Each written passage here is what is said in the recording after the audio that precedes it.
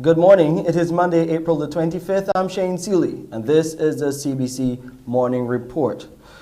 Local health specialists are reporting seeing a notable increase in the number of people seeking help for mental health issues, and this has all happened over the last 2 years during the COVID-19 pandemic. This was confirmed last night by some of them on the People's Business, where the topic was the role of mental health specialists in navigating difficult times. Consultant psychiatrist Dr. June Price Humphrey spoke about the change in demographic in those coming through her doors for help. Now we're seeing persons who accept that they are indeed suffering or struggling, whether or not there's a diagnosis to be made, and recognizing that they do indeed need to access help and are willing to do so.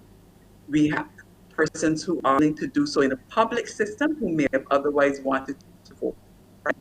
We have persons who are willing to acknowledge that stigma or not, if they don't get help for this thing that they're struggling with, their lives are going to continue to deteriorate. And so demographic, I don't necessarily mean particular age or stage of life, but in tackling that stigma, the persons who would otherwise have shied away from accessing help for whatever reason are now willing to come forward. People reporting with depression and also as serious as suicide, those numbers are also on the rise. We heard from Krista Solen, a clinical psychologist, speaking about what she's been seeing through her practice.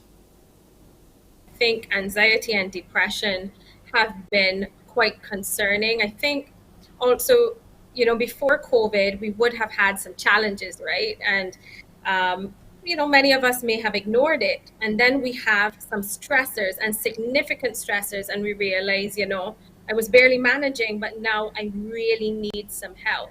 So I do agree, as far as depression and anxiety being on the rise within mental health concerns. Of course, as a clinical psychologist, I also do assessments and diagnose as well. And so there have been times where it's been very severe that I've had to do a referral to a psychiatrist. And I find that I've had to do that quite a bit more than usual. Occupational therapist Lauren Brathwaite was also on the program. He shared information about the number of young people now seeking assistance with him and some of his peers. Discussions with my colleagues, one of the demographics that has increased for us is actually children, younger children, right? Because we're talking about, we mentioned about the restriction of being able to do things. We have the homeschooling, etc. So that is something that we have noted, that you're having younger children now that are being referred to occupational therapy for emotional regulation. So that is one of the demographics that has been faced with some challenges. Emotional regulation, right? What is that? Yes, in the sense of coping with difficulties, how you cope with stress, and how your emotions react to things. And of course, we will be sharing a lot more of what came out on the People's Business last night on CBC TV with you right here on the Morning Report and in subsequent newscasts. We will take a break here and come back with COVID-19 updates and a look at what is happening in Ukraine.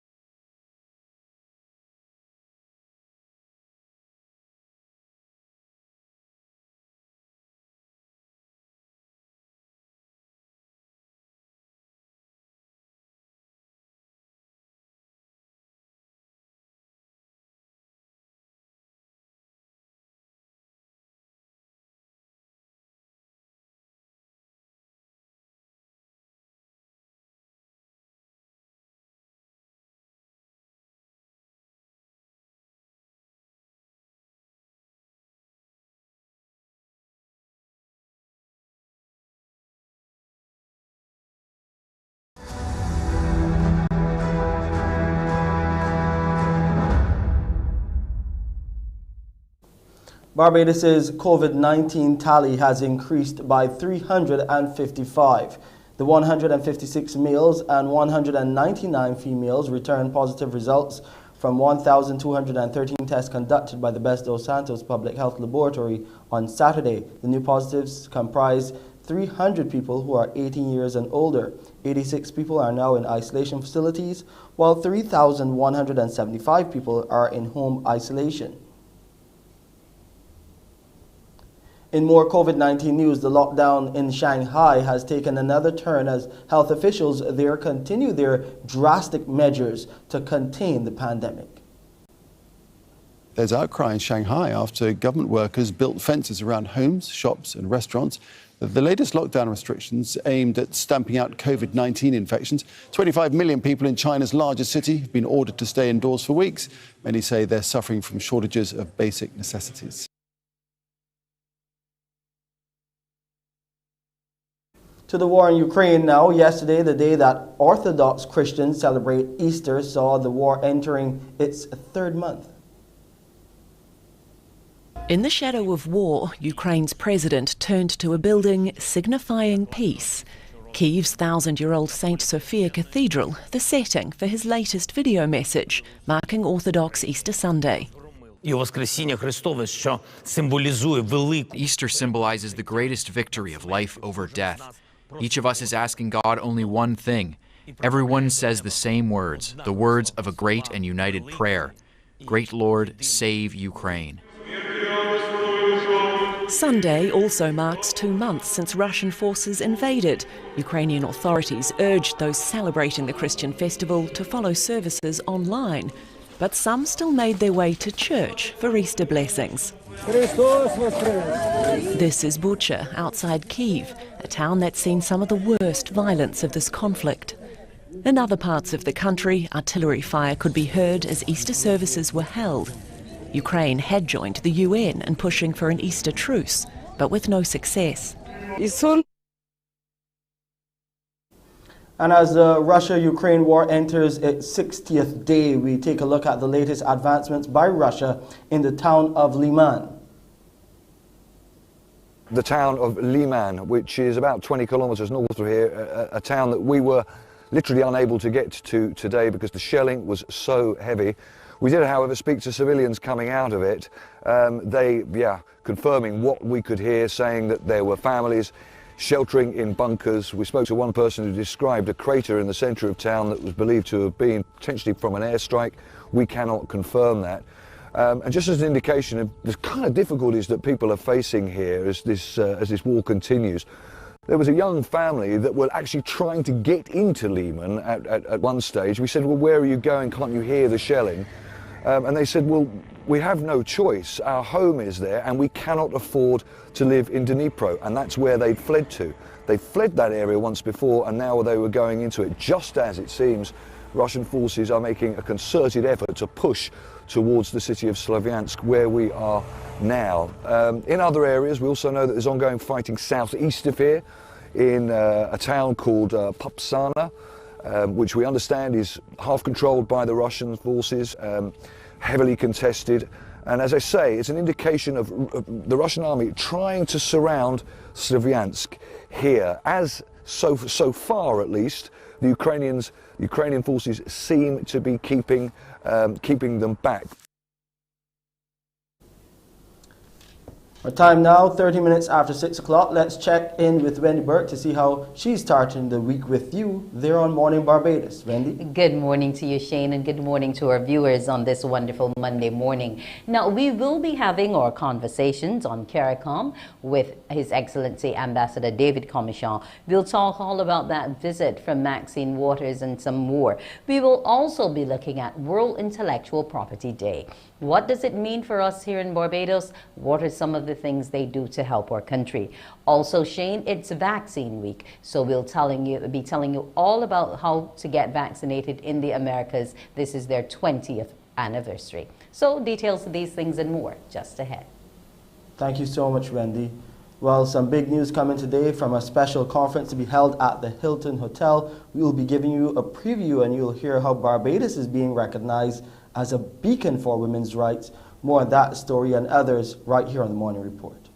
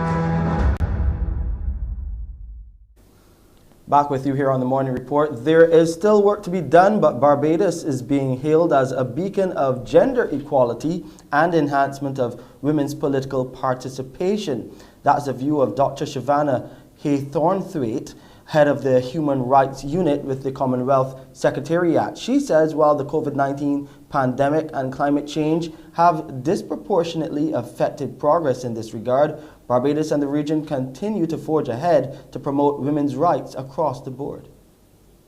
There is so much that we can learn from Barbados, and as I've also said, some phenomenal work happening to ensure that momentum keeps going. You know, we've got some progress and, as I say, significant progress being made.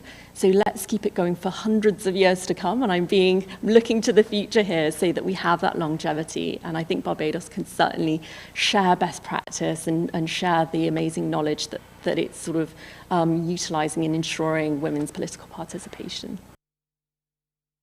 Dr. Haythornthwaite was speaking exclusively to the Morning Report, and through the Human Rights Unit of the Commonwealth Secretariat is working with the UN Women and Caribbean Women in Leadership, that CWIL, to host a 3-day workshop at the Hilton Hotel, which begins today. The focus is leadership for good governance and social transformation in the Caribbean, strengthening women's roles in politics in the Caribbean.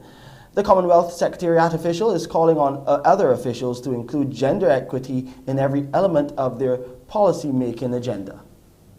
One really key thing that I would say, and something that we're doing with this workshop, is that it's not just the content of the policies that's important, it's the gender-responsive lens when you're actually creating and going through the process of making policies. So it doesn't have to even be a gender-related policy or legislation. It could be anything. It could be transport, it could be employment, it could be arts, culture, all these sorts of policies.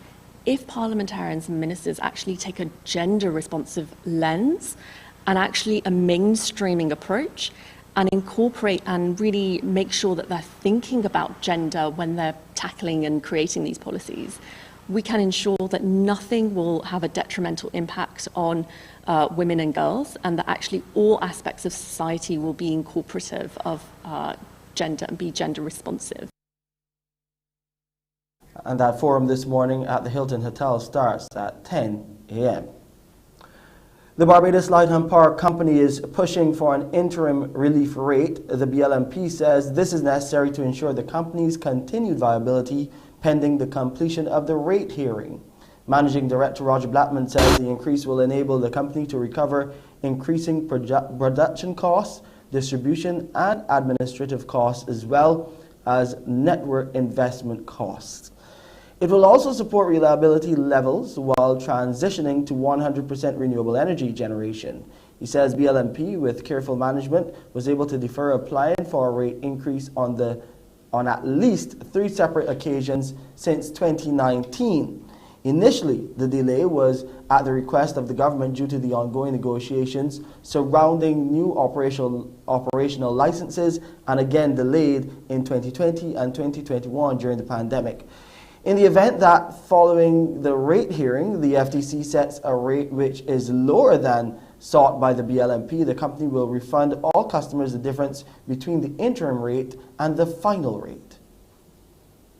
We understand that these are especially trying times for some of our customers, and therefore are not taking our application for a rate adjustment at this time lightly.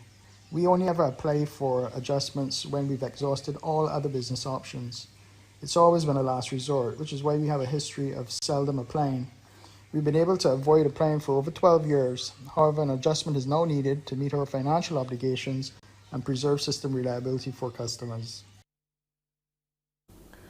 Barbadian students who are leaving to study and heading to certain parts of Florida, be on the alert.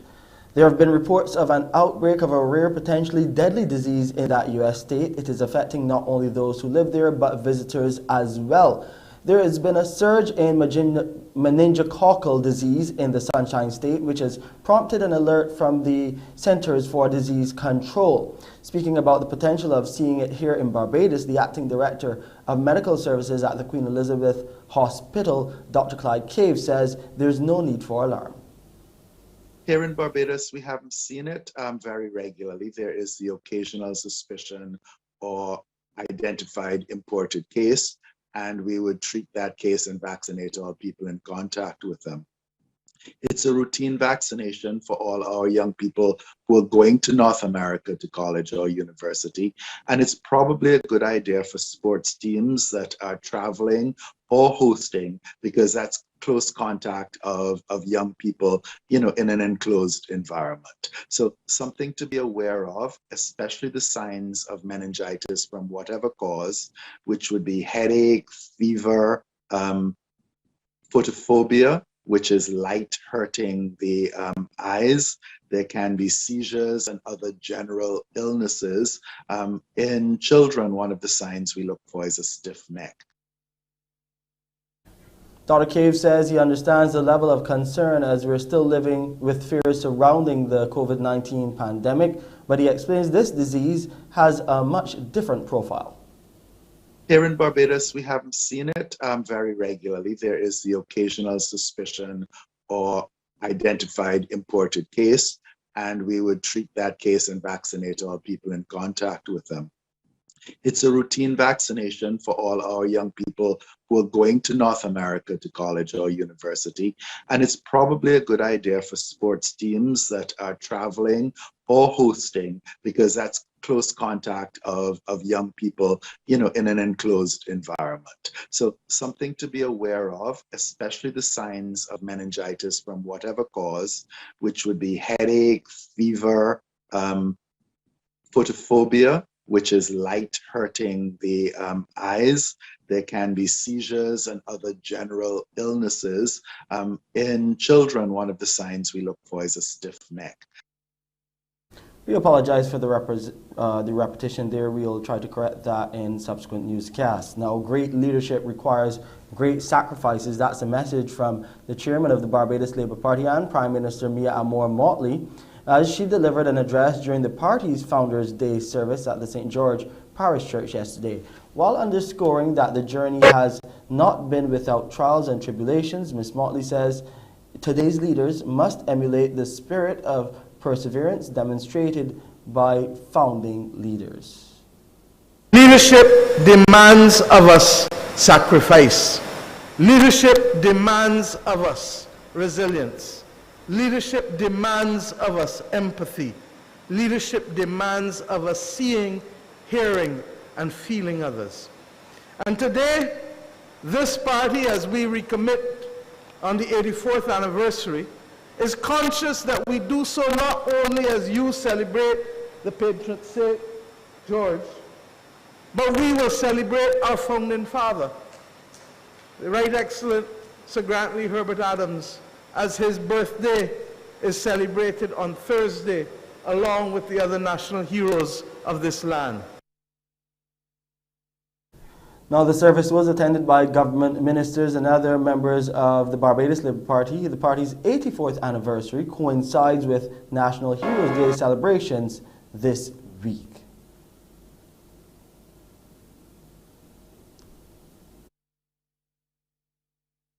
Are continuing into a massive explosion that occurred at Scotiabank in Port Antonio, Portland on Saturday. Police say the incident left one man hospitalized after he was found with injuries in an incinerator at the back of the building.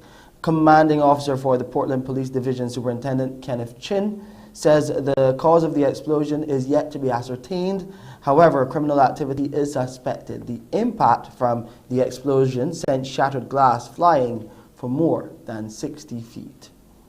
Guyana is expected to rake in millions of dollars from its oil industry. Approximately $106 million is expected to be earned from the first oil lift from the Liza Unity floating production storage and offloading vessel, which is servicing ExxonMobil's Liza Phase 2 project.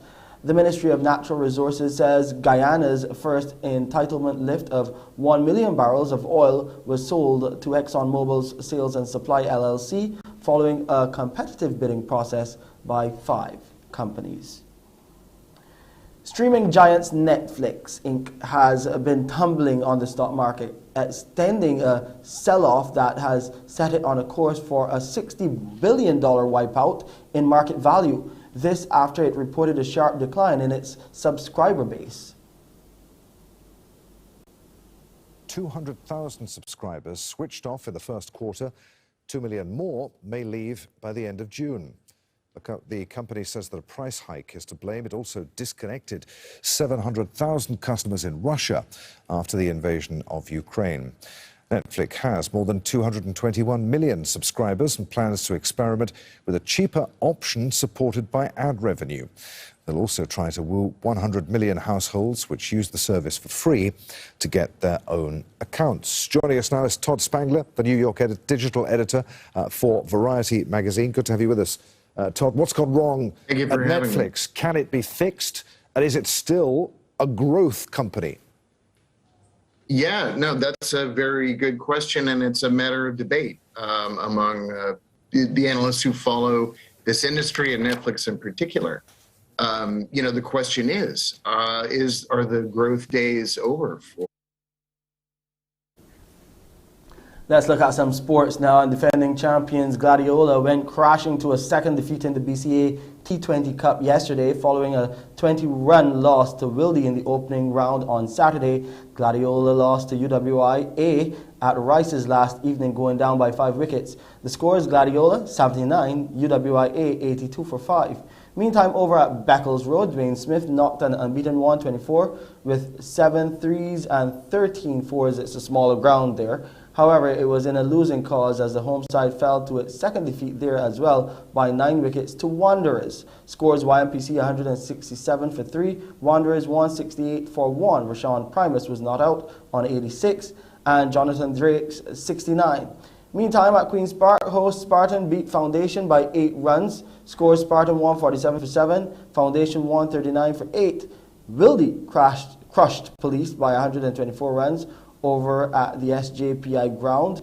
Wilde posted 215 for 7 with Carlos Maynard scoring 80. In reply, Police were dismantled for 91 with Akeem Jordan taking 5 for 11. And at Waterford A, Pickwick beat Combermere by 10 wickets. Scores: Combermere 94 for 7, Pickwick 95 without loss. At Bank Hall, Empire beat Isolation Cavaliers by 30 runs. Scores: Empire 141 for 6, Cavaliers 111 for 6. And at Bayfield, St. Catherine in St. Philip beat Barbados Youth A by 8 wickets. Barbados Youth 112 for 9, St. Catherine 113 for 2. At the 3Ws Oval now, UWIB beat Barbados Youth by 7 wickets. Scores in that match: Barbados Youth 101 for 6, UWIB 106 for 3. And at the Desmond Haynes Oval, Carlton were 18-run winners over Yorkshire. Scores there, Carlton 158 for 8, Yorkshire 140 for 5. At Lords, the home team beat Maple by 55, Lords 117 for 9, and Maple 62 all out. That's a look at sports this morning. Let's go now and see what's happening with weather.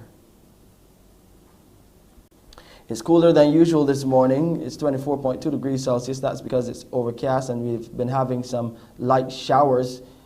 The relative humidity is right up there, so I expect some more rain as we go through the morning. It's at 92% right now. The barometric pressure is 1011 millibars, and those winds are coming out of the east at 26 kilometers per hour. We'll see a low tide later on in the evening at 25 minutes to 7. There will be a high tide tonight at 20 minutes to midnight. Those seas are smooth to moderate in open water. Swells are between 1 and 2 meters and holding steady. Today in Barbados, it will be mostly cloudy to overcast with scattered moderate showers and periods of light to moderate rain. And tonight, it will be mostly cloudy with clear breaks with the occasional brief scattered moderate shower. And here's a quick look at the international weather forecast. That's it for the Monday edition of the CBC Morning Report. I'm Shane Seeley. I'll see you at 7 with headline news. Up next, Wendy Burke with Morning Barbados. Wake up, wake up, wake up, wake up. Barbados, get up. Good morning. Good morning, Barbados. Good morning. Good morning to you. Good morning. Morning, morning, morning. Good morning to you. Good morning. Morning, Barbados. Good morning. Good morning to you. Good morning. Morning, Barbados. Good morning. Wake up, wake up, wake up. Morning to you. A magnificent Monday to all of you out there this morning. Here's hoping that yours is going as well as mine has started. Now, this morning, we are going to get off the bat by talking about CARICOM. A lot went on last week, and coming along to help us assess some of it is His Excellency Ambassador David Commichon, Ambassador to Barbados, from Barbados to CARICOM. Good morning to you, Ambassador. Good morning, Wendy. It's a pleasure to be here. Always a pleasure to have you. Now, in the past week, quite a bit has happened. We had some royalty visiting our brothers and sisters in the region. We also had the U.S. congressional team down with us. A lot was happening. Let's start at the beginning. Let's talk about the royal visits. Prince Edward and Sophie, they would have visited St. Lucia, Antigua, and St. Vincent. Very important developments with that visit, and those developments are tied directly to the CARICOM reparations campaign. You know, some of us have said that in order for the CARICOM reparations campaign to succeed, it has to become an international mass movement, similar in size and scope to the anti-apartheid movement of the 1970s and 1980s, and it has to develop to the extent where wherever representatives of the liable European governments go in the world, people of good conscience are saying to them, but what about your reparations debt to the people of Africa and the Caribbean?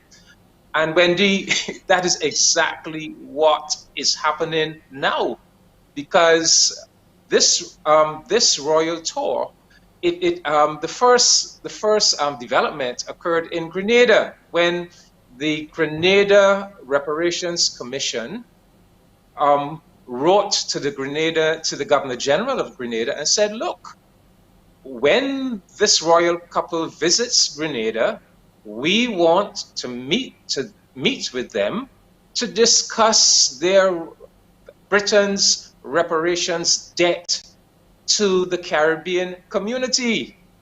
And, and because of that, they canceled the Grenada leg of the tour. But similarly, Antigua did a similar thing. Their reparations committee wrote an open letter saying, look, when you come to Antigua, we don't want to hear the usual, traditional, unctuous comments about slavery was regrettable.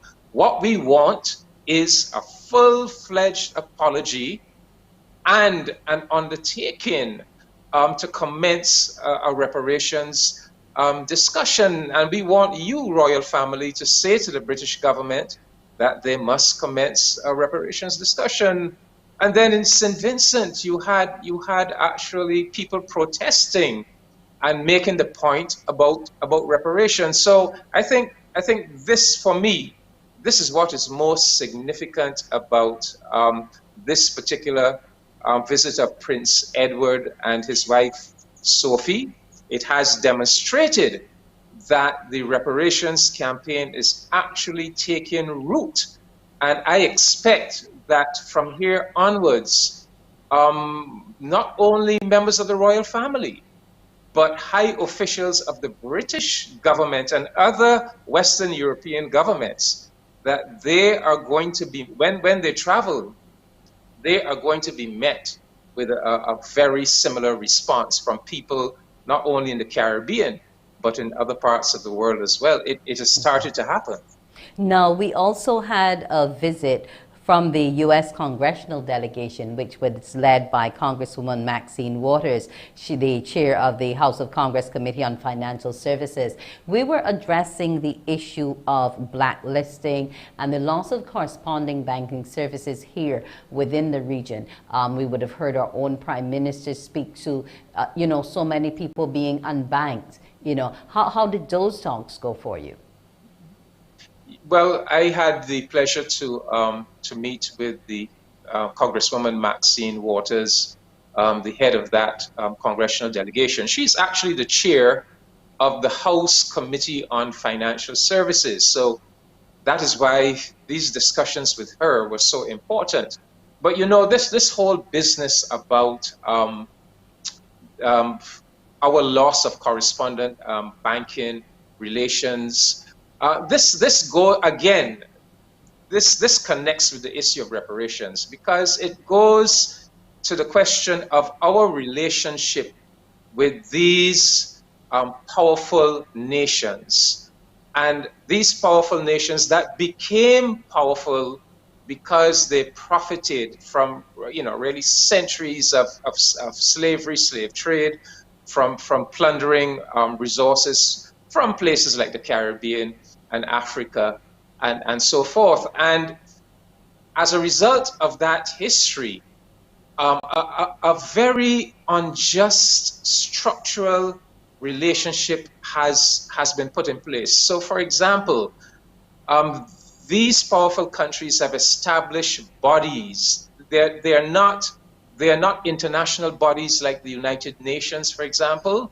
They are really bodies established by national governments, but they arrogate to themselves the right to make rules and regulations for the rest of the world community, and particularly for countries that do not have similar power, countries like those in the Caribbean that were subjected to those centuries of slavery and exploitation. And so you have, for example, the Financial Action Task Force established by the OECD countries, the G7 and the OECD, the club of these powerful countries, that determine that our countries must meet certain requirements in the financial sector, or if we don't meet these requirements, we will be blacklisted and sanctions will be applied to us. But the thing is, we have no say in any of this decision making. It is just imposed on us from above.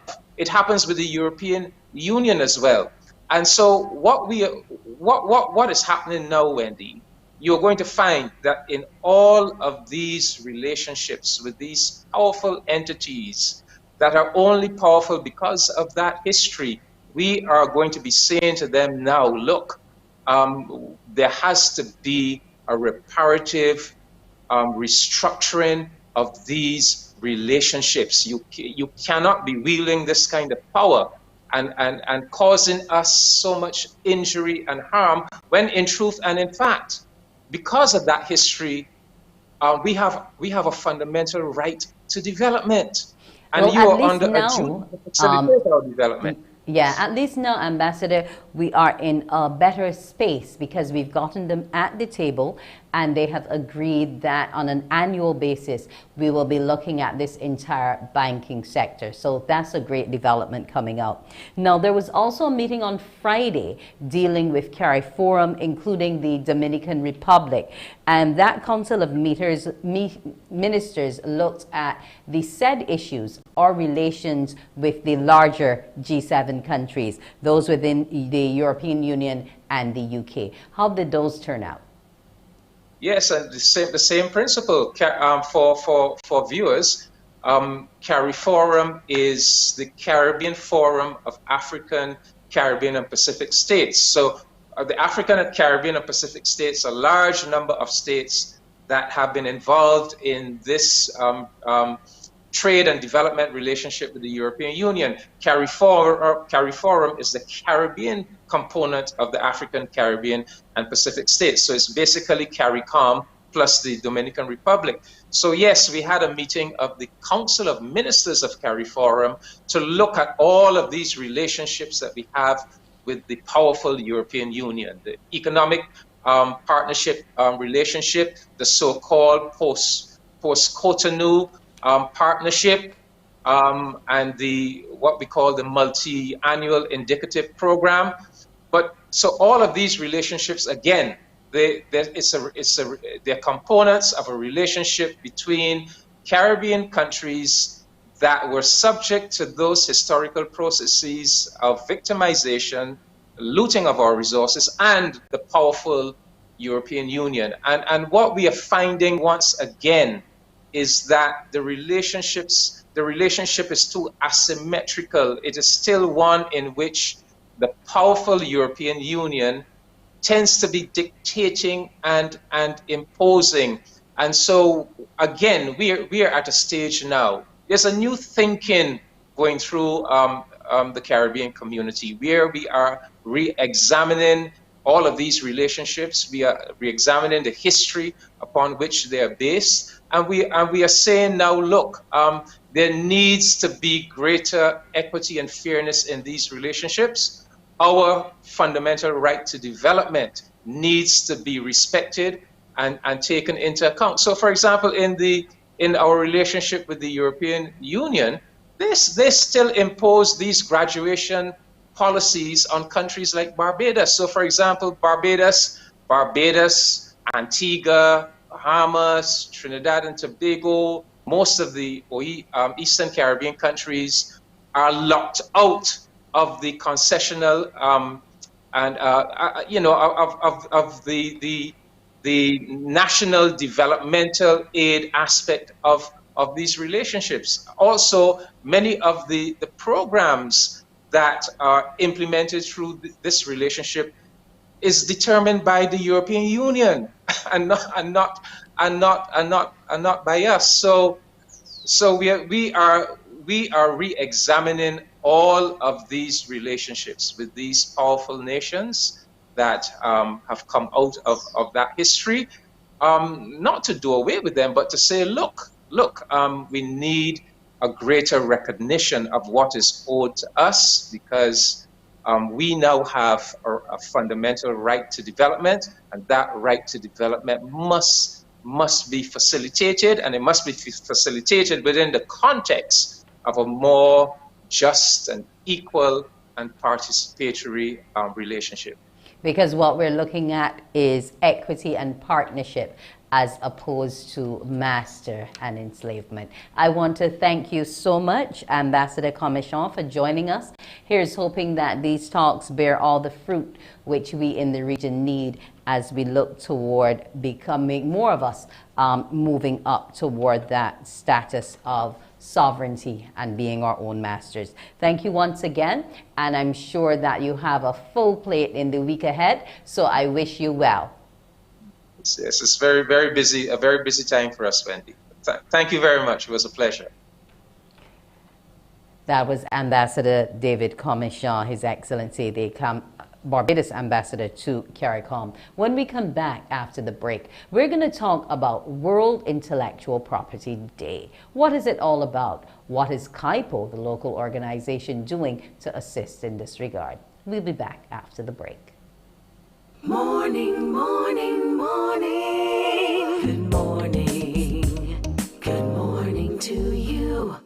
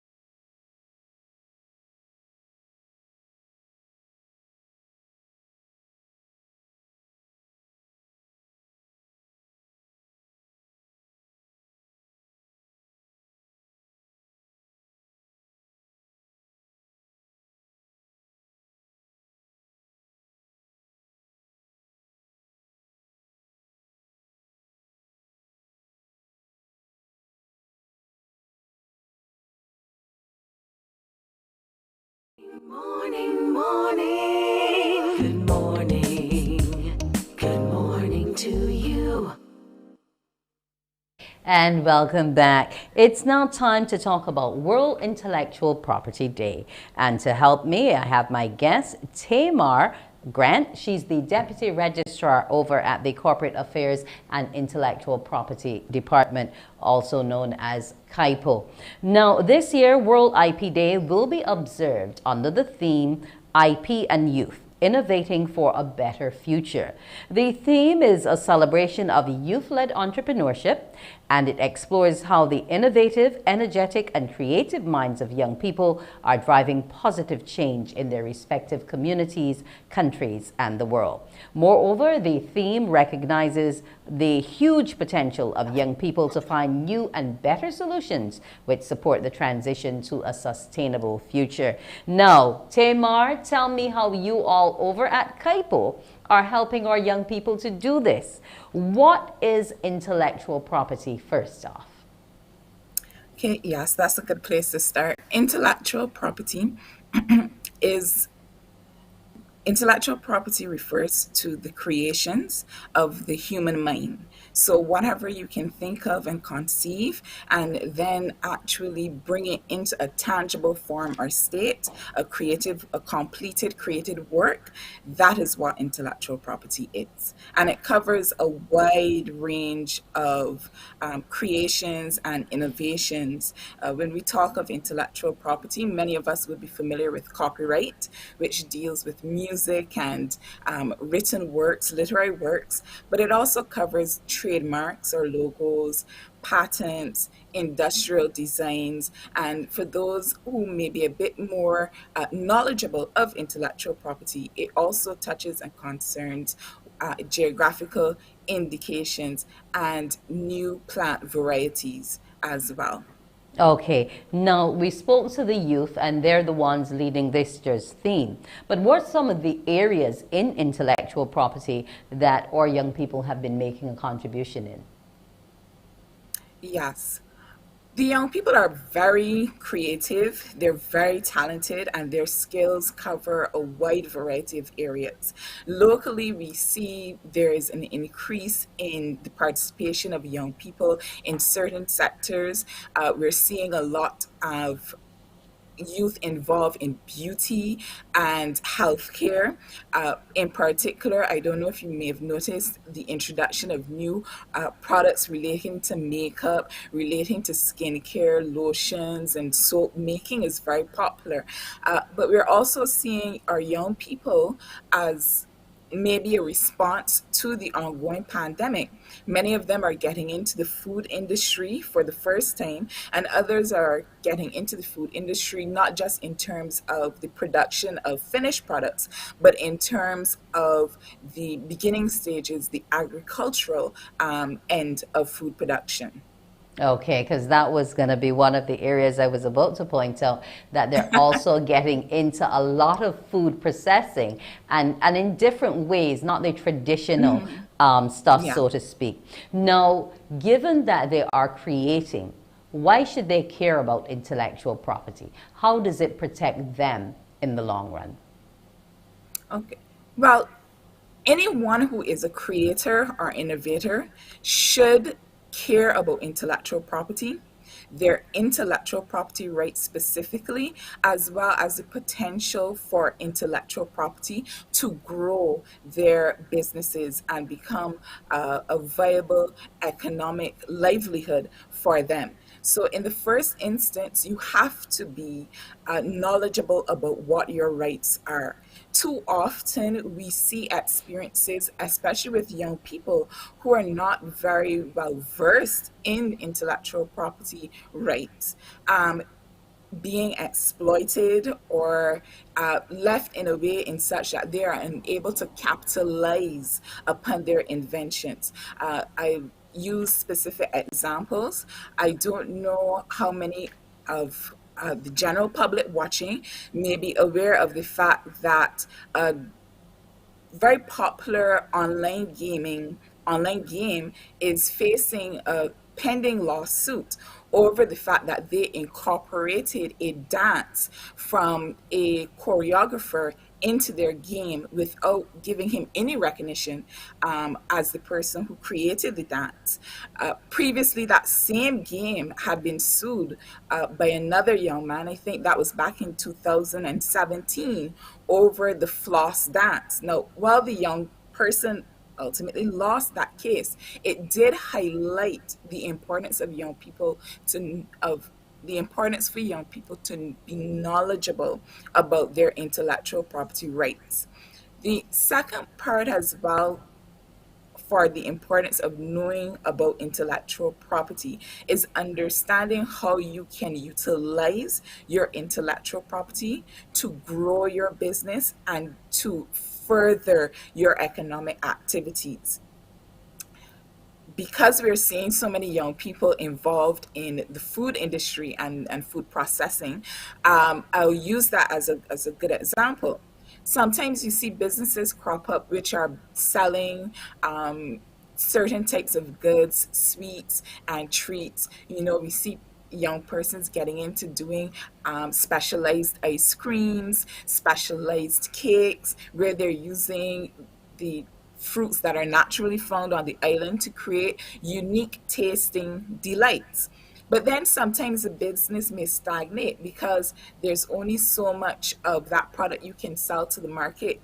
There is where knowledge of how to use intellectual property comes into being, because the person who's really concerned about growing their business is going to be involved in research and development, looking to diversify their portfolio, not just sell the particular finished product, but probably create new flavors, probably look to push into other areas.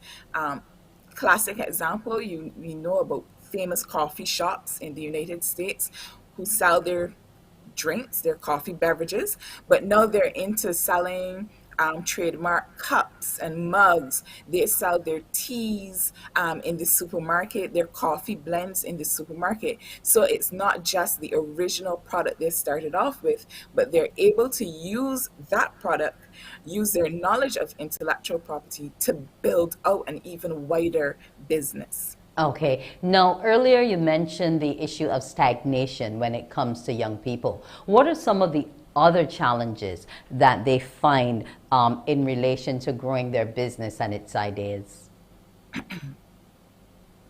I would say that there are three critical issues or challenges which young people face. And for the first one, I would like to borrow from the words of a former prime minister of ours, the late Owen Arthur, who said that, and I paraphrase him, that many of the persons who have the ideas, the creative ideas, and who have the innovative ideas don't have access to the funding. So, money is a big issue as it relates to young persons getting that finance, being able to get a bank loan, being able to find institutions who would be willing to invest money into their creations and their innovations. A second issue or challenge for young persons is, as I would have gone through just now, is a lack of knowledge of intellectual property rights and a lack of knowledge of what they can do and what they're able to do with their creations and their innovations. And then I would say, as a third challenge, it comes from the aspect of persons who are in a position to facilitate the development of the youth. Sometimes it's simply a lack of knowledge. Persons who are in certain key areas may not be aware of the developments that are on the horizon. They may not be aware of the importance of certain sectors, or they may not be aware of the financial possibility of certain economic ventures that are emerging. I use an example here of e-gaming, online gaming, where this is in 2021, Newzoo's, the entity which tracks online gaming and streaming, they predicted that by the close of 2021, that industry would have hit $1.1 billion in estimated value. Due to the ongoing pandemic and the fact so many persons have had to find something to do with their time, a lot more people are engaged in e-gaming, and that industry has actually drawn a profit more greater than what was projected. Now, here in the Caribbean, there are some young people who are trying to break into the e-gaming industry by creating local tournaments, competitions, by creating local professional leagues, but they need the assistance, they need the support.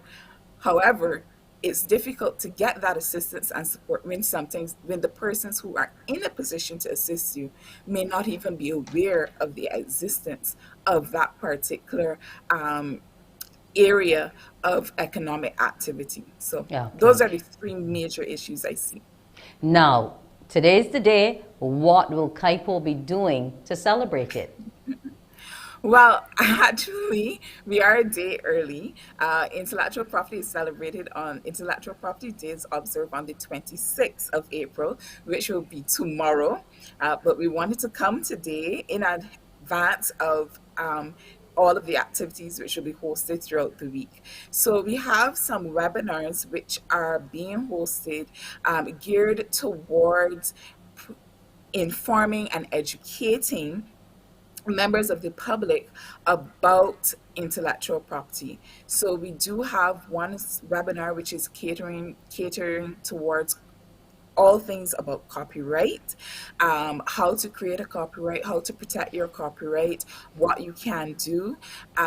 We will be joining, CARICOM will be joining with the ACCS, that is the Association of Caribbean Composing Copyright Societies. They will be hosting a webinar looking at NFTs and blockchain, which we know is very new and emerging. That's also a very interesting webinar for persons who may have heard the terms and want to know more about what exactly is this new and emerging area. And also we have a few webinars which are by invitation only because they're more geared towards dealing directly with students. So throughout the week, we do have various activities. And of course, for those who visit CARICOM tomorrow, there may be a surprise in store. So if you have business to conduct tomorrow at CARICOM, then we look forward to welcoming you. Come prepared knowing some general information about intellectual property. Okay, so that means you're going to be putting us on the spot and quizzing us. Now, in terms of the whole issue of innovation and so on, we talk a lot about being able to do business with ease, having a one-stop shop, not having to do multiple cumbersome forms. Has CARICOM gotten to that level? Can I do all that I need to do online? In relation to that question, we are a work in progress. As many persons would be aware, from the corporate end of our office, we've launched an online system of application for the registration of new businesses. We're working towards getting a similar system for the intellectual property section of the department, but we're not quite there as yet. But there are efforts that are being made, not just within CARICOM, but at a ministerial level, because we have had the restructuring of the ministry. We're no longer under the Ministry of International Business and Industry, but now we are the Ministry of Energy and Business Development, so that all the various entities that touch and concern business and business development in Barbados are now gathered together under one central ministry, and that is to facilitate better interaction amongst the various entities that touch and concern business development and thereby intellectual property as well. Okay, now I can do my business registration with CARICOM. I can register my intellectual property. Can I register my patent as well? My trademark? Yes. So at CARICOM, the same place you come to register your business is the same place you come to register your intellectual property. Save and accept for copyright. All other forms of intellectual property are registerable at CARICOM. So that relates to your trademarks, and trademarks are your logos and designs which distinguish your business from other business entities. Your patents, your industrial designs, geographical indications, and if you are a person who is into plant breeding or animal husbandry, then new plant varieties are also registered at CARICOM as well. Okay, well, here's wishing you a happy International IP Day in advance, Tamar. I want to thank you for coming this morning, and I'm happy to know that it's all about our young people this year. Thank you very much for having me, and I say good morning to the whole of Barbados. Thank you. You're welcome. That's Tamar Grant, the Deputy Registrar at CARICOM. When we come back after the break, we'll hear from Shane Seeley with some news. Morning, morning, morning. Good morning. Good morning to you.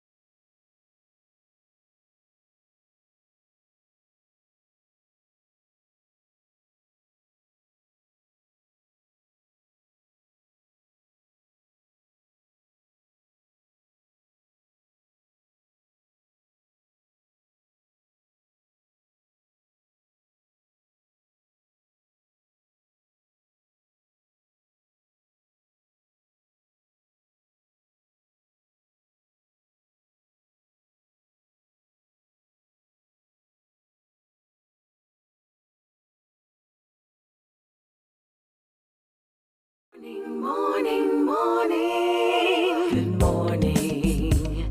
Good morning to you.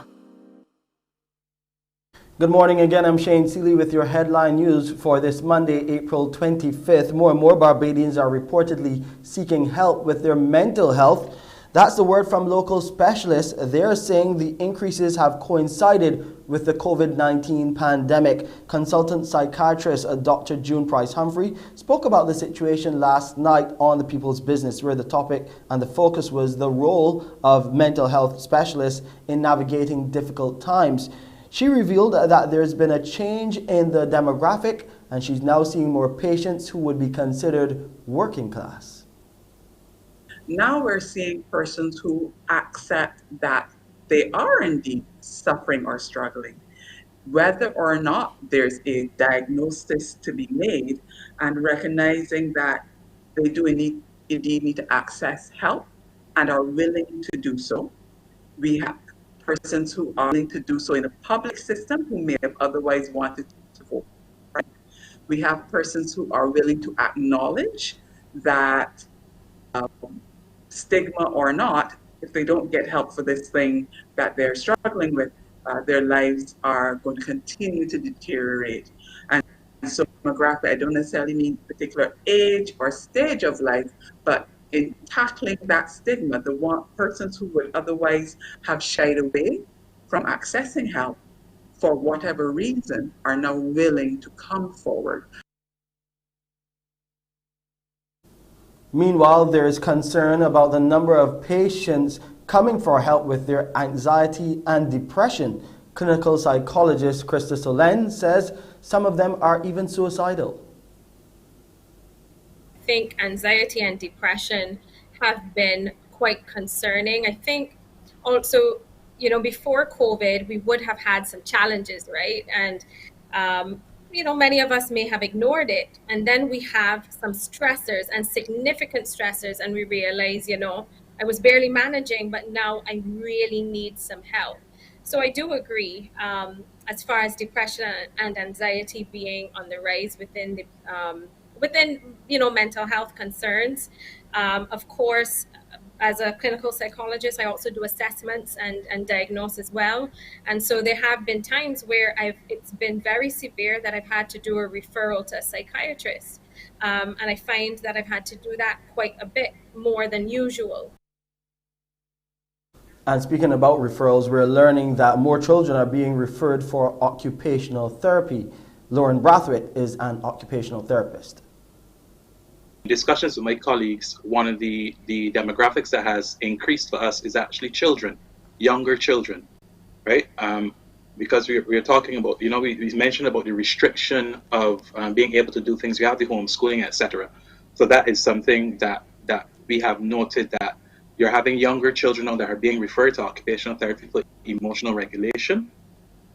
So that is one of the demographics that has been faced with some challenges. Emotional regulation, right? What is that? Yes, in the sense of coping with difficulties, how you cope with stress, and how your emotions react to things. There's still work to be done, but Barbados is being hailed as a beacon of gender equality and enhancement of women's political participation. That's the view of Dr. Shavannah Hay-Thornthwaite, head of the Human Rights Unit with the Commonwealth Secretariat. She says while the COVID-19 pandemic and climate change have disproportionately affected progress in this regard, Barbados and the region continue to forge ahead to promote women's rights across the board. There is so much that we can learn from Barbados, and as I've also said, some phenomenal work happening to ensure that momentum keeps going. We've got some progress, and as I say, significant progress being made. So let's keep it going for hundreds of years to come. And I'm looking to the future here so that we have that longevity. And I think Barbados can certainly share best practice and share the amazing knowledge that it's sort of utilizing in ensuring women's political participation. Dr. Hay-Thornthwaite, through the Human Rights Unit of the Commonwealth Secretariat, is working with UN Women, that's United Nations Women, and Caribbean Women in Leadership, that's CWIL, to host a 3-day workshop at the Hilton Hotel. It starts today at 10. And the focus is leadership for good governance and social transformation in the Caribbean, strengthening women's role in politics in the Caribbean. The Commonwealth Secretariat official is calling on officials here to include gender equity in every element of their policy-making agenda. Now let's look at the COVID-19 numbers. Barbados has recorded 355 new cases. These include 156 males and 199 females returned in the positive results from 1,213 tests conducted by the Best dos Santos Public Health Lab on Saturday. The new positives comprise 300 people who are 18 years and older. 86 people were in isolation facilities, while 3,175 people were in home isolation. Barbadian students who are leaving to study and heading to certain parts of Florida, be on the alert. There have been reports of an outbreak of a rare, potentially deadly disease in that U.S. state. It's affecting not only those who live there, but visitors as well. There's been a surge in meningococcal disease in the Sunshine State, which has prompted an alert from the Centers for Disease Control. And speaking about the potential of seeing it here in Barbados, the Acting Director of Medical Services, Dr. Clyde Cave at the QEH, says there's no need for alarm. And that's it for our headline news. I'm Shane Seeley. More with Wendy Burke on the other side of this break right here on Morning Barbados. Morning, morning, morning. Good morning. Good morning to you.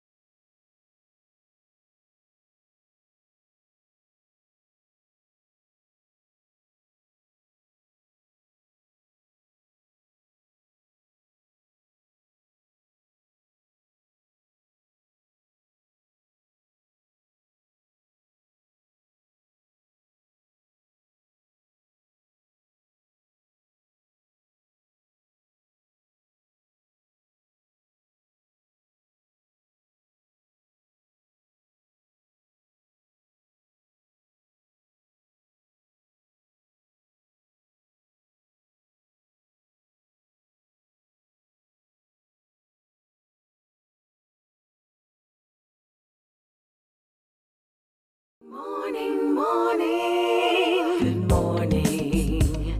Good morning to you. It's time for Spell It with Pediasure. Are you going to spell it in 30 seconds? It's now time for you little ones to win. Can you spell this word? Give me a call at 228-5562 or 228-5563. The word for today is ethereal. That's the word for today. Give me a call and spell the word. It's time to win with Pediasure. Ethereal. 228-5562, 228-5563. Spell the word ethereal. What is ethereal? It's something which is airy and insubstantial, like a ghostly figure at the top of the stairs. This word can also describe something delicate and light, like a singer's ethereal voice. Call me. Spell the word. 228-5562, 228-5563. You can win with Pediasure this morning. Pediasure is the product that's clinically proven to help you little ones grow. It serves up a complete and balanced nutrition which little bodies need for muscle and bone development, brain and eye health, as well as helping your immune system. Get on those phones that spell this morning's word, ethereal, 228-5562, 228-5563. Come win with Pediasure. It seems as though our little ones aren't out of bed. Remember, school's starting back. Is it a little too difficult for you?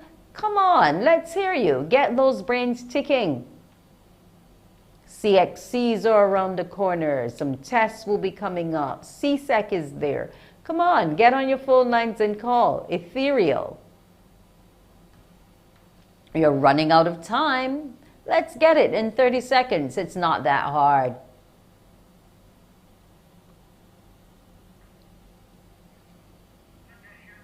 Little ones, it's time to win. Remember, get your parents to go on out to the supermarket and get you those bottles of Pediasure. It comes in many different tasty flavors. So whether you're with mom, granny, or whoever it may be, ask them to buy you that bottle because you're going to need all the brain support now because we're coming down to the last term of school, and after that it's going to be promotions time. So you got to get those minds in gear as well as your bodies. Drink some Pediasure. It's more than sure to help. Come on, call me 228-5562, 228-5563. Ethereal. Good morning to you. Good morning. Yes, go ahead and spell for me. It is ETHEREAL.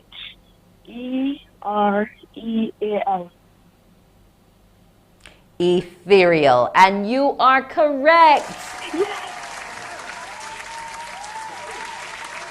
Stay on the line and give your information to our producer so you can find out how you can collect your prize. Have mom or dad, auntie, uncle, whoever come help you collect your prize. Yes, Pediasure, with a range of tasty options that provide nutrition. There's sure to be one that's right to fit you and your child. That was Spell It, brought to you in association with Pediasure. Morning, morning, morning. Good morning. Good morning to you.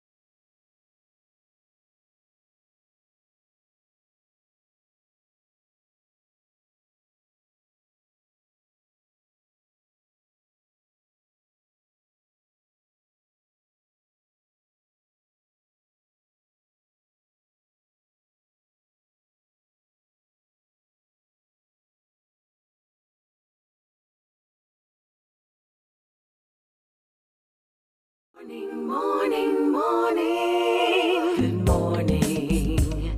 Good morning to you. And welcome back. Well, as you know, May Day is just around the corner. But how will we be celebrating this worldwide activity in honor of our workers this year? Well, CETUSAB, the Caribbean Union of Unions and Trade Unions Congress of Barbados, is going to be having a rally and concert. And to tell us all about it is Mr. Dennis De Pisa, who happens to be the General Secretary of CETUSAB. Good morning to you, Dennis. Good morning to you, Wendy, and morning to the viewers. Thank you for having me this morning. Now, as a member of the social partnership of our island, the Congress of Trade Unions and Staff Associations is looking to make us aware of what will be happening on the 2nd of May, because May Day actually falls on the Sunday this year, so we'll be celebrating on the Monday. Now, you're going to be taking us to Freedom Square, Golden Park, from 3 until 6. Tell me why Setusab has decided to come on board with this particular event, because you've never actually hosted a full event before. This is the first time in the 25-year history of the Congress of Trade Unions and Staff Associations of Barbados that we'll be hosting the Labor Day event. As you would appreciate, we have an important role to play in the landscape of Barbados as the voice of labor.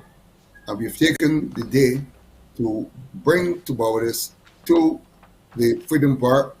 As you know, it's the home where the labor movement began its foothold when we had the right excellent Clement Payne, who used that as his stomping ground and laid the foundation for us to go forward as a collective voice on behalf of labor. So we are going to go on the theme celebrating Clement Payne: educate, agitate, don't violate.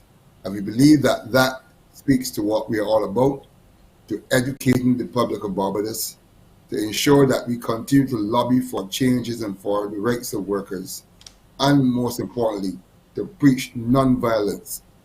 We must protest if we need to do so, but to do so always conscious that we do not want to entertain or promote violence. So that's the basis of where we are going, and we're going to provide Barbadians with an event second to none. I can assure you that they recognize is of historical value, is also of entertainment value, and most importantly, it's going to be an afternoon to remember. Now, the value I want to know about is the information value. What will our workers who gather at the square get to hear in terms of workers' rights and how we can agitate without violating? Because people are a little different now to how they were 25 years ago when it comes to the world of work. Well, what I can say to you, there would be a lot of information being shared through the remarks to be brought by the Honorable Colin Jordan, the Minister of Labour, Social Security and the Third Sector. We have Tricia Tannis, the Chairman of the Barbados Private Sector Association, and Brother Edwin O'Neill, the President of the Congress of Trade Unions and Staff Association of Barbados, will be addressing workers, families, Barbadians at all walks of life who will be invited together with us at that event.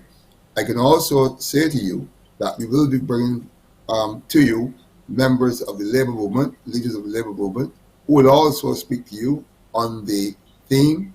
This will give them an opportunity to outreach to the public of Barbados. And there will be, in fact, a special statement which will be made by the Congress on that day on the issue of the constitutional reform, I should say, that is a work in progress. So there's going to be a lot of information, but there's also going to be a lot of entertainment as well. Okay, speaking about the entertainment, who are some of the people we can look forward to listening to and watching once we gather? And I assure you, we have up at the headliner will be the band of the Barbados Police Service. They will be giving us an hour-long concert, and I assure Barbadians who would love to hear the Barbados Police Service Band will be out in their numbers to enjoy their performance. We do have some special performances which will be on the card. What I can say to you is there's going to be an 11-year-old sensation by the name of Shea Harding out of the Hilda Scheme Primary School. He's going to be doing a special song. I invite you to come to hear it. I wouldn't tell you what it is at the moment. But at the same time, we have a member of one of our unions, Sister Mary Clark, who will be doing a tremendous vocal, and we will also want to hear her. But our headline act, I should say, at the end of the performance lineup would be no other than Natalie Burke. And we expect you would know, of course, Natalie, a very famous name in the entertainment arena, to come over to hear her perform as well. Okay, now this sounds like a lot happening, but let's look at the actual day of itself, because we used to have some very full celebrations before. We always used to have the signing of the social protocol. Are any of those elements going to be present at this year's celebration? Unfortunately, no. We are still trying to move from Protocol 60 to 7, and that has not yet been finalized. Discussions have not yet been taken the path that we had anticipated. So we're not going to have a signing, but what we have sought to do is still to maintain the social partnership presence. And that's why we have the Minister of Labor, we have Tricia Dennis, who is from the Barbados Private Sector Association, and the Congress, which are the three elements of the social partnership. So our presentations still would suggest to you and denote that we are trying to project ourselves as a body that is working together in the interest of the good management and governance of Barbados.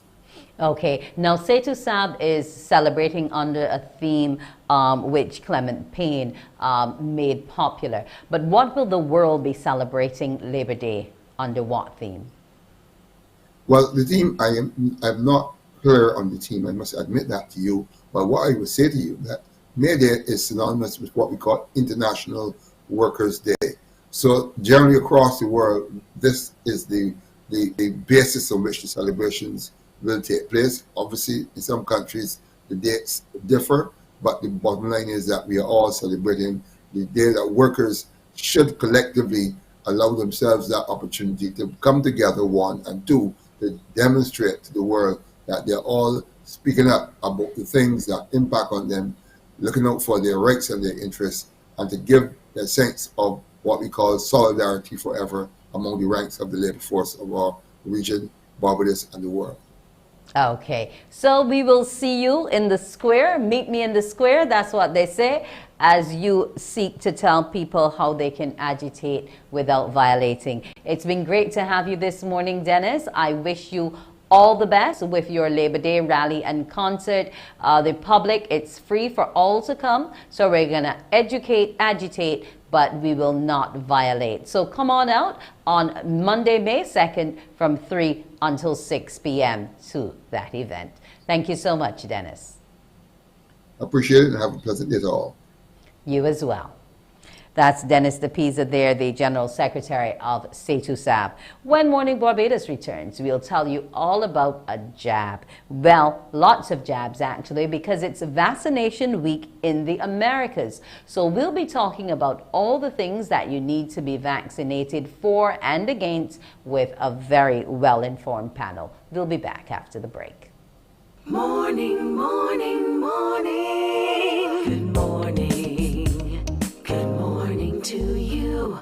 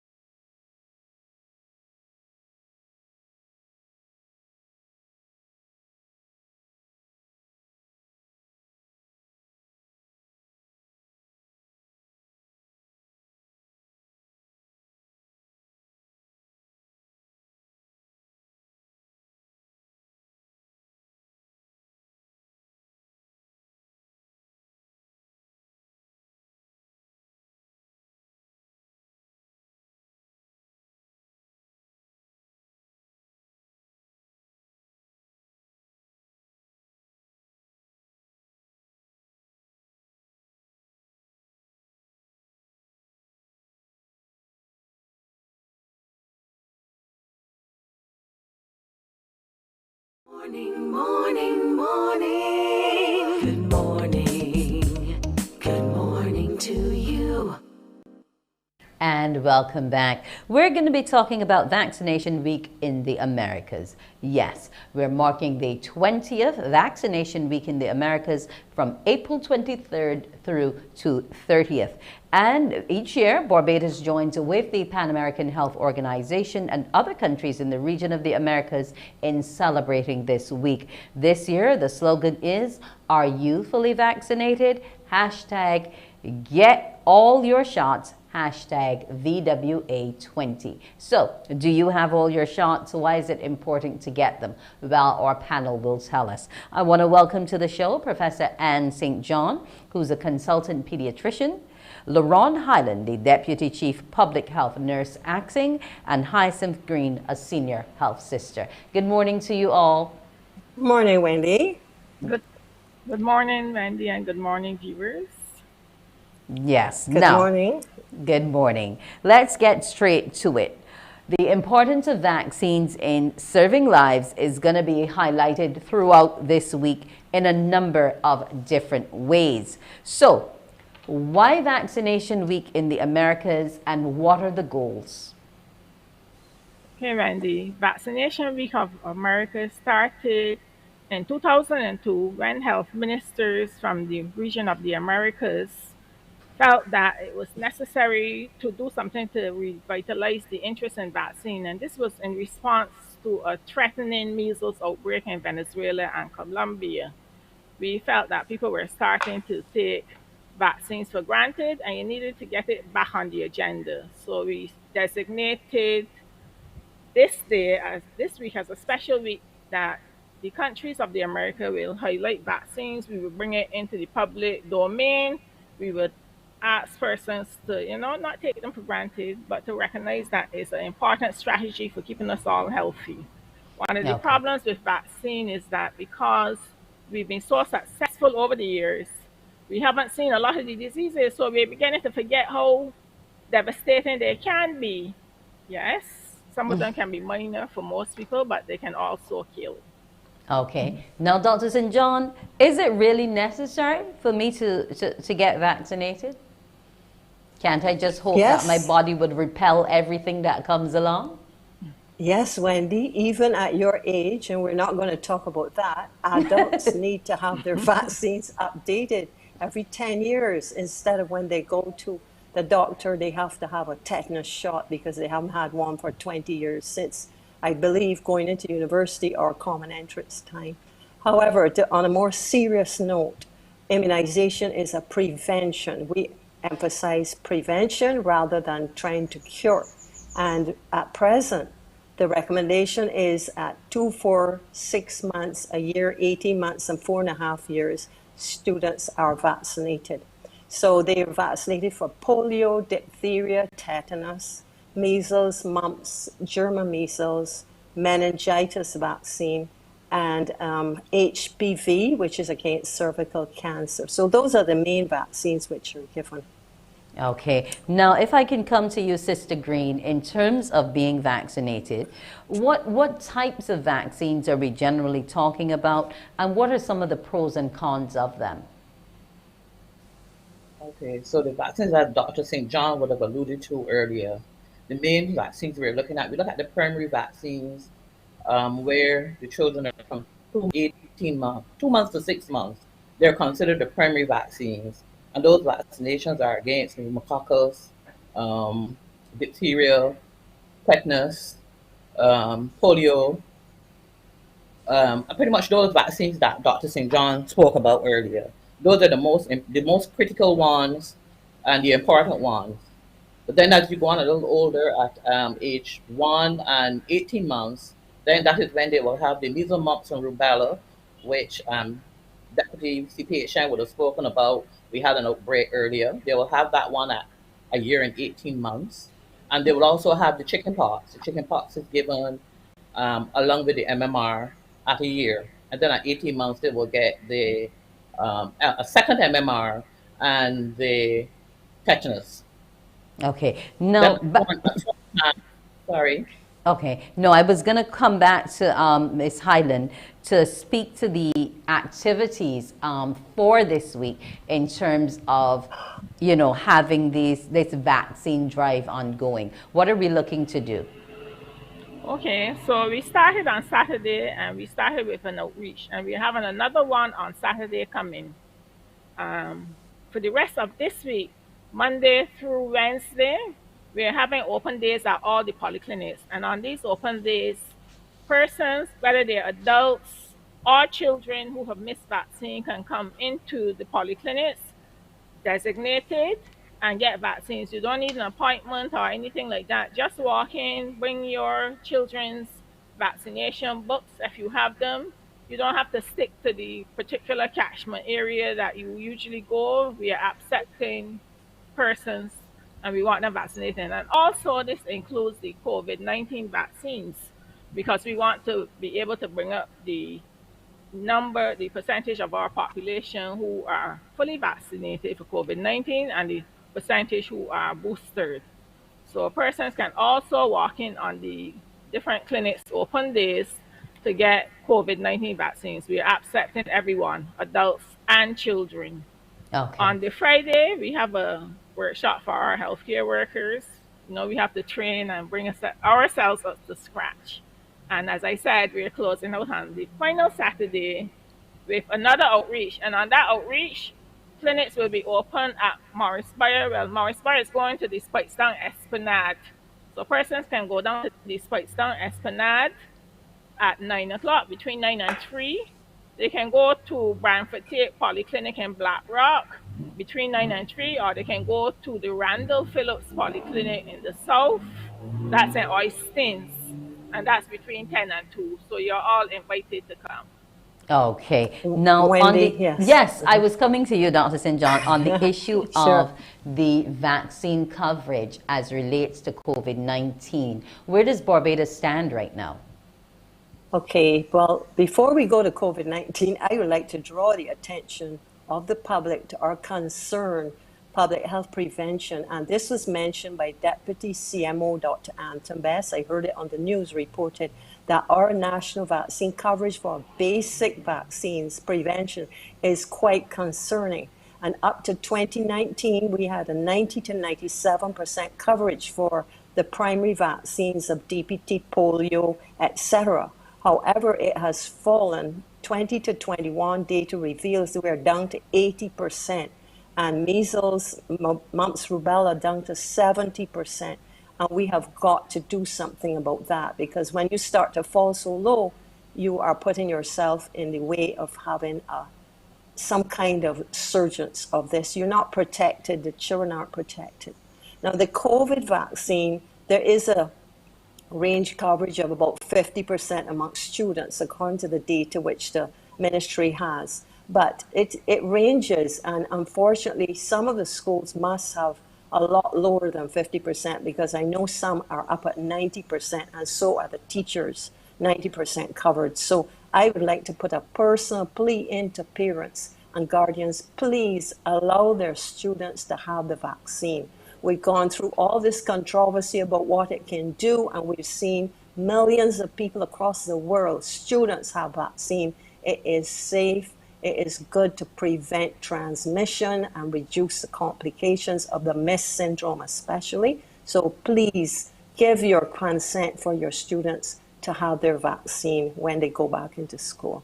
Okay, so our rate of coverage is taking somewhat of a dip. So we need to get that back up there to keep our entire society protected. Nurse Green, people don't like needles, and you're having an open day. What are you going to be saying to my little one, or somebody else's little one, or even my grandfather, right, who may have this fear of taking a shot? How are you going to seek to relax us when we come to these open days? I think it's a personal thing. I myself, I don't like needles either. But we try our best to make them as comfortable as ever. And each nurse has his or her own style of settling those persons. you probably you might go into an immunization area. You might find that most clinics, the areas are pretty. So children, some nurses would tend to put on some kind of show on the computer that the children can see. We use little tactics. I usually ask my children if they have ever been bitten by a mosquito, and then I describe it as a mosquito bite, and they tend to settle. And I pretty much do it with the adults as well. But I'm going to run from the mosquito and the needle, Nurse Green. But I'm going to encourage all Barbadians not to run, though, because we have to be responsible and we have to protect our community.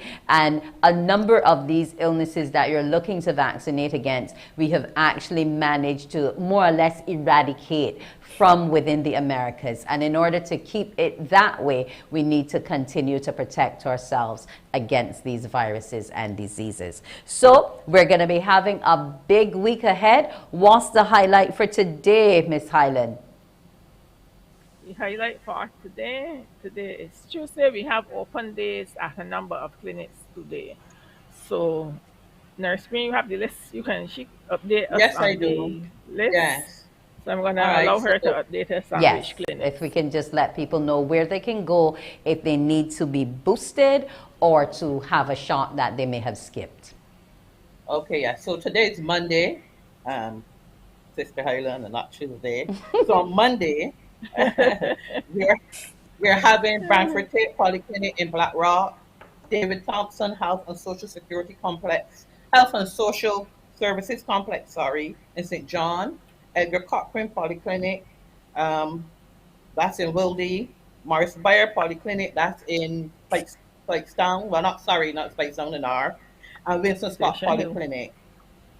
Right. Yeah, sorry. Right. So right?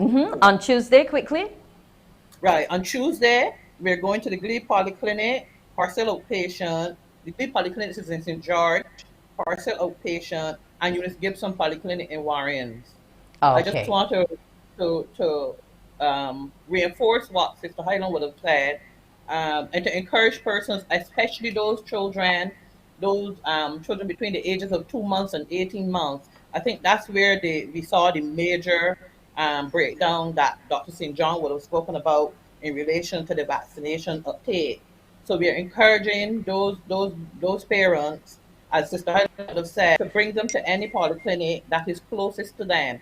So if they've missed their open day at their polyclinic, need not worry. They can come to the nearest polyclinic, but also remember to walk with the immunization card, the immunization books, whatever. And while we're on that, we must reemphasize, as Dr. St. John would have mentioned, to HPV vaccine, because a lot of children would have had that vaccine, the first dose, when they were entering the secondary school, but because of the pandemic, the pandemic, a lot of them didn't come back. So we just want them to know that they can also come and have their second vaccine on these open days, or on Saturday, when the different polyclinics in the various areas would be open. Now, my last question to you, either one can take it. Is it advisable that if I realize one of the MMRs or one of the other vaccines wasn't done, but you also want to have your COVID shot, can both be done on the same day? The COVID shot can be given with the GC influenza vaccine. So we have a number of adults who, because of underlying chronic disease or whatever, the doctors have recommended that they get the annual flu vaccine. We can do that in combination with the COVID shot. But for the others, we generally will give them the COVID or the missing vaccine, and then give them an appointment to return in 4 to 6 weeks to have the other vaccines. Okay, good to note. Now, should they come with full tummies? Just in You case should always have something to eat before you seek medical attention. Okay. If your blood sugar is stable and you're less likely, because out of fear or something, faint away. Understood. So we do advise them to come with something to eat on board. All right. Thank you, ladies, this morning. And here's a happy vaccine week of the Americas to all of us. There's the hashtag, so I guess persons can be encouraged to put it up after they go and take their shot. Professor Ann St. John, a consultant pediatrician, Lerone Highland, the Deputy Chief Public Health Nurse Acting, and Hyacinth Green, Senior Health Sister. Thank you so much, ladies, and have a marvelous Monday. Thank you, too. Thank you for having us. You're all welcomed. Yes, we're talking Vaccine Week in the Americas, the 20th Vaccination Week, VWA. Go on out, get your vaccine if you need to have it, because you need to get all your shots. That's your hashtag. When Morning Barbados returns, we will be looking at the Barbados Association of Administrative Professionals and their week of activities. But just can't let you carry me. Nah, babe, man, you tell one got COVID? Yeah, you just scaredy cat. You even wearing a mask at home. I fried for COVID. Well, you should be. My mother said a lot of children got COVID. And what the man dying fast with the elderly people, his son must be careful, especially the ones who have underlying conditions. Plus, my grandfather here, so they even got run my mask at home. Child, all this school thing got me stressed out. I really miss going to school and I don't even teach me what to do with my friends. Me too, but I'm glad that we're back at school. All we children must do is sanitize, wear a mask, and social distance. And I'm happy that my mother let me get the vaccine for extra protection with this COVID thing. Wait, you get the vaccine? You ain't afraid for the needle? Nah, boy, I got to do everything to protect myself. So next time you come out here, put on your mask. All right, then, man. A message from the Ministry of Health and Wellness with kind support of the Inter-American Development Bank, U.S. Centers for Disease Control and Prevention, and the Task Force for Global Health. Morning, morning, morning. Good morning. Good morning to you.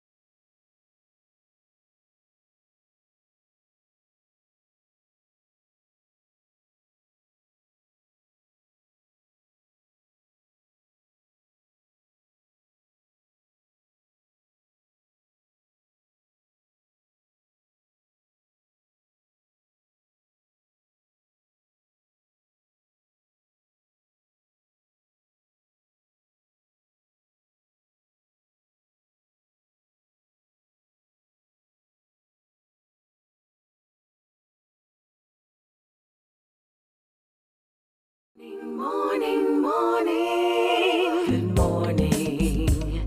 Good morning to you. And we're back. We're talking about the BAAP's week of activities. Who are there? Well, it's the Barbados Association of Administrative Professionals. And in the evening at 6, they will be having a webinar, The Impact of the Digital Economy on Employment. The guest speakers and moderator are 3 of BAFOP's past presidents. Now, BAFOP happens to be the Barbados Association of Future Office Professionals. Now, to tell us about the week and all that will be happening are Margaret Wong, the current president, Karen Fort, the president-elect, and Karen Carter, past president and the coordinator of AP Week 2022. Good morning, ladies. Good morning, Wendy. Good morning, Barbados. Wendy. Okay, now to help me this morning, I'll go Karen 1 and Karen 2, okay? That's okay. So since Miss Fort is president-elect, she'll be Karen 1 and Miss Carter will be Karen 2. All right, ladies? Okay. That's okay. Now, welcome to you all. Now, you're going to be celebrating this week with the webinar that we're going to be opening with. Now, Ms. Wong, you are now in your second consecutive year as president. That is correct. Yes, this isn't something that usually happens, but tell us about what will be happening for the week and what are some of the things that have happened in your 2-year journey so far. Okay, again, good morning, Wendy. Good morning, viewers. Also, a special good morning to my board, which is Karen Ford, Carly Wave Morrill, Marcia Burrows, Cheryl Harris, Marcusa Farrell, and thank you very much for your assistance. My journey, when I joined the association in 2016, if anyone had asked me to be president, I would have said, not going to happen. But I took up the challenge and I did the first year. And while the country and everyone else was navigating COVID, I too myself was navigating COVID along with navigating being president of the association. It was a challenge. And I continue persistently. If I was afraid, yes, I wanted to give up, more sure. Moreover, yes. But during that time, the members, they embraced and we said, how are we going to work to move the association forward? And during that time, like the lockdown and so on, we realized that all of our activities that we would normally do, we could not do it as our face-to-face meetings, which we could not meet as a group because of the COVID restrictions. And we had to learn how to meet virtual. Now, this was something new, both to all of our members, which is from a cross-section of age group. So we had to retool, we had to learn. And for me, when I heard about Zoom, I was figuring, what is Zoom? Is Zoom a snack? But I had to learn about Zoom and chair meetings using that platform. And it was quite an experience because you miss that face-to-face contact. You miss looking at that person in the back of the room trying to engage everyone. And as we continue with that, in that quiet time where we could not do any other physical activities or meet physically, I began to research the historical data of the association, realized that it started out at the Barbados Secretaries Association, then it moved to the Barbados Association of Office Professionals, and then when it was speaking to person, come join the organization, they would say, but I don't work in an office.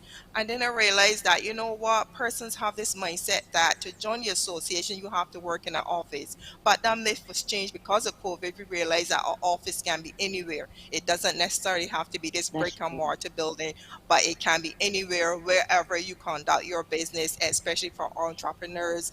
Like for my electrician, he will come to my home, there's work to be done, but you're sitting in your car for the past half an hour. And I asked him, but wait, he's making calls, he's writing invoices. So his car became his office.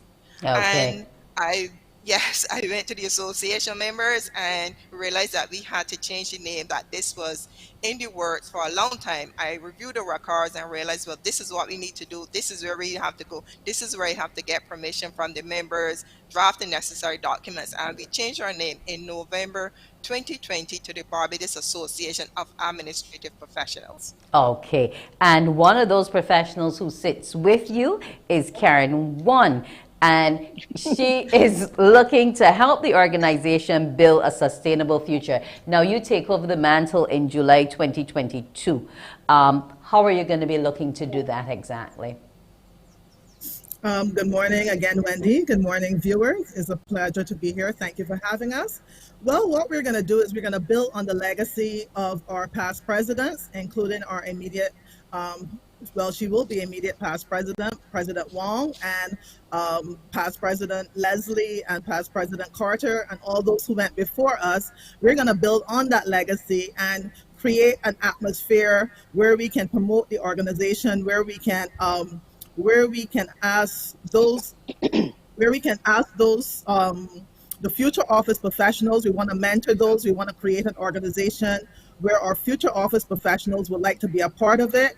We want to also expand membership to a younger demographic and to also include males in the profession. We also want to create mentorship and networking opportunities for our members because that has redounded benefits for all of us. You know, it's very difficult as an admin professional to go into an association or go into an organization and try to cold call somebody. But if one of your fellow BAAP members is a part of that organization, you can reach out to them and say, I'm trying to, do this paperwork. I'm trying to meet with this person, and can you facilitate that engagement? And then we also want to create linkages with regional and international admin professional organizations. So we've already reached out to some of our regional organizations. We've also tried to reestablish our linkage with the IAAP in America. And then also there is the global organization called the World Administrative Alliance, and we've also become members of that. So we're trying to create an atmosphere where all the admin professionals in Barbados would want to join our association and want to bring their talents, their skills, and their passions to the organization for the benefit of us all. Okay, now before we get to your stage, we have to come through the ranks, and we have our youth arm, which is where Karen 2 comes in. Now, you all are going to be celebrating the 28th anniversary, and on Tuesday, the 26th, tomorrow, you're going to be doing a session on social and dining etiquette. Why is this still something necessary for our young people today? Thank you so much, Wendy. It's great to be here. Thank you for having us here this morning. It is really important that youth get to learn about both social and dining etiquette because, today you find that there are many persons who still don't know place settings and the right manner when you're out in public, when you go to restaurants and so on. And that's why our youth arm, the Barbados Association of Future Office Professionals, they will be hosting this practical at the UWI Cavefield campus tomorrow from 10 till 2. And they are doing it in collaboration with the Open Campus. The Open Campus has a group that this group, they are preparing today for tomorrow's challenges. And this is whom the BAOP, the BAFOP, and the Open Campus will be tomorrow hosting. And right after that, they will be having in the evening at 6 o'clock the webinar, as you have mentioned. The webinar, why is so important? As you said, they are celebrating their 28th anniversary, and they are bringing back the past presidents of this association. So they have for the presenters, 2 past presidents, Miss Althea Brown. She is an HR consultant, and then attorney at law, Erica Marshall Ford. And to moderate the session is not only a past president of BAFOP, but also our youngest BAAP past president, Alicia Green. So tomorrow they want to invite everyone. The president, Leah Thorne Carrington, unfortunately she couldn't be here this morning, but she wants everybody to know that you can check our website, you can check our Facebook, and we can contact us to BAOP conference at BAPconference@gmail.com so that you can keep abreast of what will be happening tomorrow. And then on Saturday, I don't want to forget that because the actual AP week culminates on the Saturday, 30th of April, from 9:30 to 11. We have our keynote speaker, Miss Crystal P. Austin, a very well-known young lady, and she is dynamic and a PR advisor, and she will be sharing with us. But in addition to that, there has been a video presentation competition, and this is where the excitement comes because we have our 5 finalists: Alicia Worrell, Denzel Green, Freeman, Trinity Clark, and Azaria Johnson. And I know it would truly be a keenly fought competition, because after hearing the video presentations, we know that our youth, they are talented, they're capable of doing more than we ever expect. We always hear about the negatives of the youth, but I am proud to say that we can see and we will demonstrate and display those youth on Saturday, and you'll see what I'm seeing, the potential that our youth have. So I Yes. want to invite everyone to come out to that on the Saturday also, I'm when we sure will that hear it them will in their be, act. you know. Yes, Thank you it so is very much. really going to be an awesome time. I want to encourage everyone to log on to the website of the BAAP. You can go on their Instagram at baap.inc, their Facebook at Barbados Admin Professionals, and baopconference@gmail.com for any information that you want. The conference is coming up this evening. Log on at 6, Administrative Professionals Day, and also on the Wednesday you will be having the event at 9 until 1. So they're going to be having a whole set of activities all week. This evening is BAFOP, their youth arm. They're also going to be doing their general activities tomorrow. So we want to thank you, and we hope that everyone comes out and is a part of BAAP helping to build their sustainable future. Thanks to both Karens, Karen Fort and Karen Carter, as well as Margaret Wong, the president, for joining us. A pleasure. Well, that's it for Morning Barbados. It's been a pleasure bringing it to you. I'm hoping that you will have a marvelous, majestic, and magnificent Monday, and also enjoy the rest of your week. I'm Wendy Burke. Wake up, wake up, wake up.